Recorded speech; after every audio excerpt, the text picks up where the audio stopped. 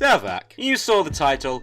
I made a mistake. I made a video recently claiming that the Hoverbike, a very popular build in Tears of the Kingdom, was not the perfect vehicle that it's cracked up to be, and that the hovercraft is superior. While I'm not saying that the claim was necessarily wrong, and we'll get to that in a minute, I realised almost immediately after making that video that I was actually building the hoverbike wrong. And the comments section would not let me get away with that. This whole time I've been making the hoverbike with the fans flat and just the steering stick in the middle, but since I just guessed how it was built and I never followed a guide or anything, I just built it, I didn't realise that the popular way to build it is to have the fans angled at 45 degrees. Ah well, it's just some obscure video on some tiny channel. My videos only ever get like 25 views at the most, so... What?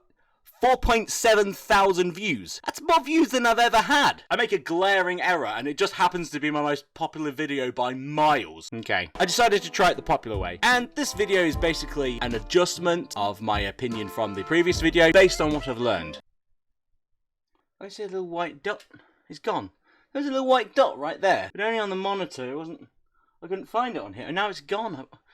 What's going on? My previous opinion, in summary, was that the bike didn't maneuver very well and had no control over ascent. I praised the hovercraft for the control over both ascent and descent that it offered, especially its perfectly straight vertical climb. For these reasons, I dubbed the hovercraft the better vehicle. But was I wrong? I decided to try building the bike with the fans angled correctly. The difference might be subtle, but it makes a massive difference to the way the vehicle performs. I found that the bike actually does offer control over ascent and descent, which was the main thing that I praised the hovercraft for. The bike is noticeably faster as well, which means that since you're using the same Zonai components as the hovercraft, you're getting more distance for the same energy output. And despite that extra speed, the bike actually has better handling. But I still think that the hovercraft has some advantages over the bike. Again, it has that perfectly straight vertical climb, which is very handy for getting to the top of a sheer cliff and for avoiding crashes. It's also easier to keep that vertical climb straight because all you have to do is release the control stick and automatically the hovercraft just ascends upwards. This is a game with a huge amount of verticality, so that ability to ascend straight upwards with no deviation from left to right is very handy. And the hovercraft may move a little bit slower, but this actually makes it better for exploring smaller spaces where you don't have the room to just blast through the air. So which vehicle is better? Well,